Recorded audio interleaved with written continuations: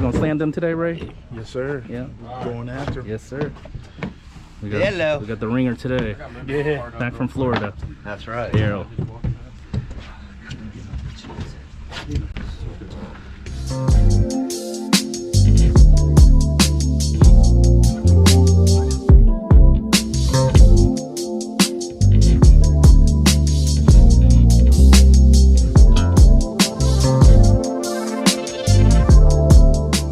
Hey guys, welcome back to another episode. Guys, we are out back in my home grounds in Delaware where I normally fish.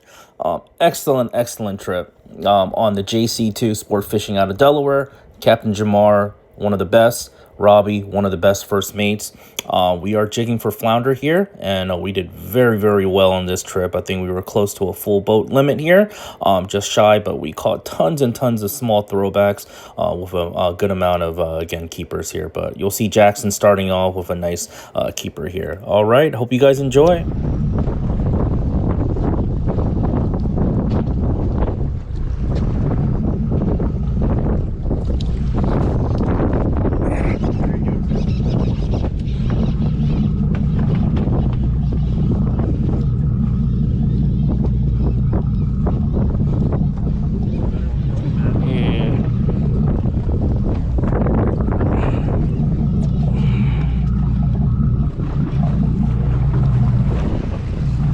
That's a better one. That's what we're looking for right there. Thank you, sir. Should be close. Yeah.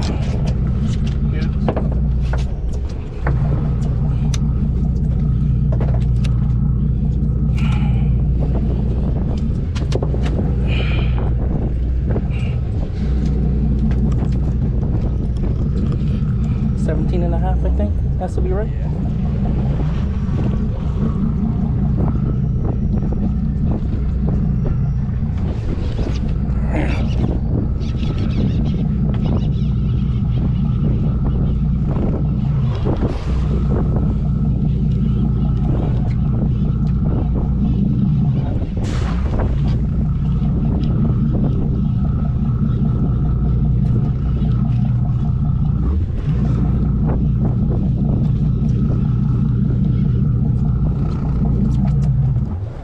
Go. That might keep right there. Okay. All right.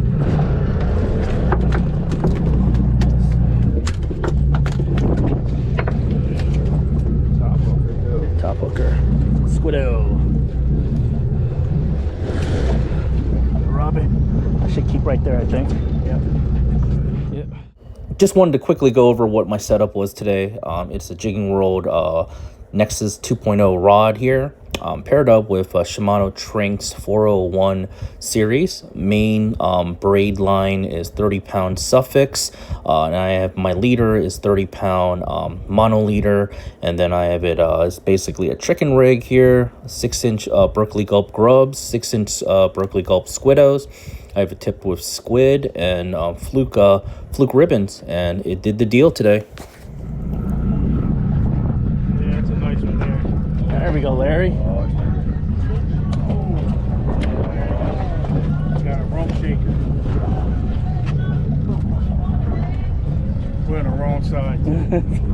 Hate to say it out loud. It's okay. You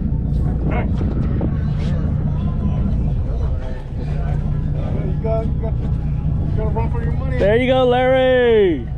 Oh. Nice job. Damn right.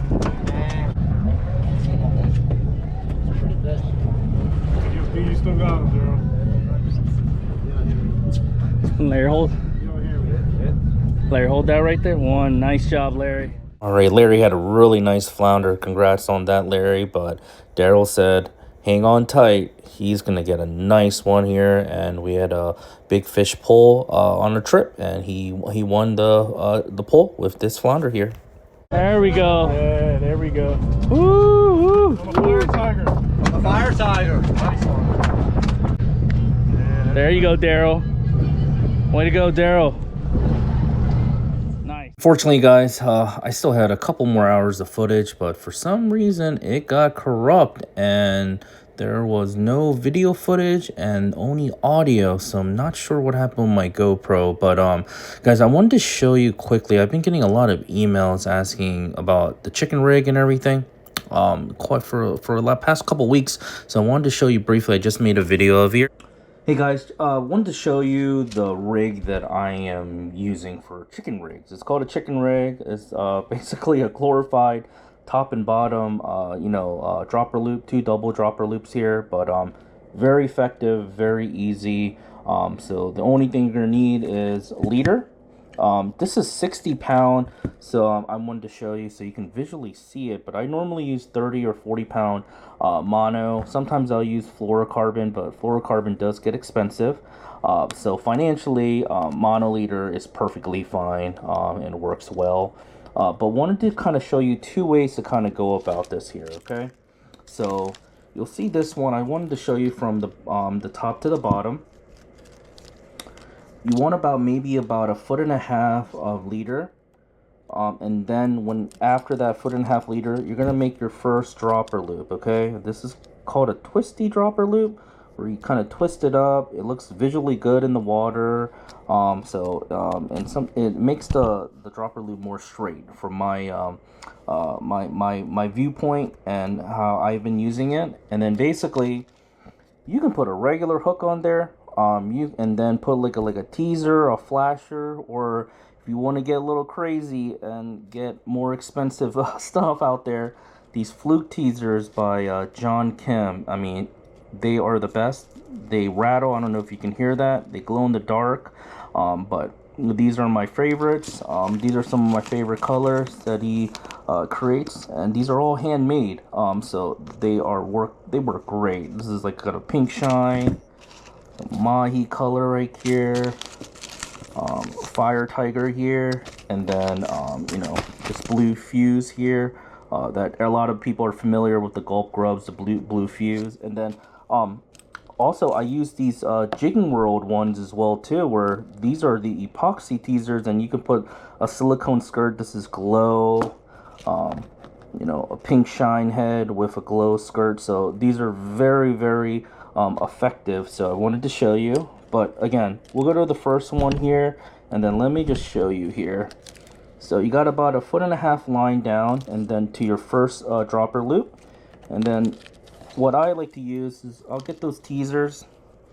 All you got to do is this: put this loop through the hole right there, and then this is where you got to be careful.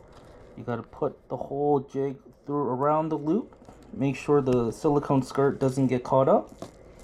Just kind of cinch it down a little bit, and now you got your teaser looking like this, hanging down. So when you're jigging it up, it should go up and down like this. So the second one down, you got the same one, about probably from the first loop to the second loop, it should be maybe about 1 foot down as well too. You can your preference as well, honestly. Some people do it 1 foot down, some people do it about 16 inches, but you're gonna kind of do the same concept here. You're gonna take another jig here, and then you're gonna do the same thing here basically. So just take the end of that loop, put in the eye socket right there, bring it all the way down, and just make sure that whole jig goes inside the loop, and then come right back out. Just make sure silicone skirt doesn't get stuck, and there you have it.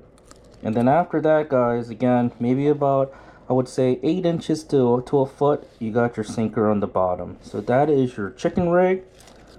This is very, very effective, and definitely, again, you don't have to use these teasers. You can put regular hooks with some beads or some flashers, and that will work out. So that is the first chicken rig.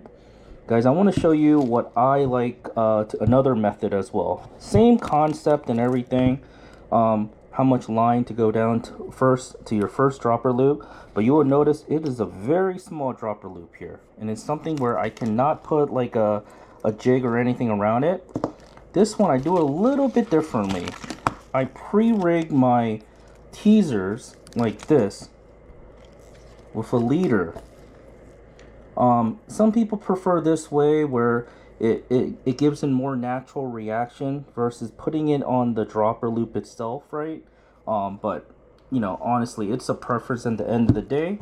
So in this situation, all you got to do is just take the loop, put it over the dropper loop, and then you're going to put that hook, put it through the loop there. And again, this is where you got to be careful with the silicone skirt not to get it caught up. That's probably the most difficult part. And then just cinch it down and look at that connection. And it is very tight. It may look loose and everything, but once fish grab it and pull it down, it is very secure. And then kind of the same concept. It's going to be dangling while you're jigging it around. And you do the same thing for the next dropper loop as well downward. And then of course you got your sinker at the end. Hopefully this is helpful. And again, this is just kind of the way that I do it. Obviously sinker size is going to matter about the current, the depth that you're fishing in as well too. And then again, this is 60-pound monoliter. I just used this for visually so that everyone could see it, but generally 30 to 40 pounds should be good enough. That's kind of ideal as well too. And yes, hopefully you guys get an opportunity to fish for flounder and use these two rigs that you know, I provided here so that you can see it. But at the end of the day, again, it's a preference. Whatever works for you, definitely go with it. Guys, thank you so much for stopping by. I hope you liked this video. More couple charter boat trips coming up, and those videos will be posted, so stay tuned. Thank you. Take care.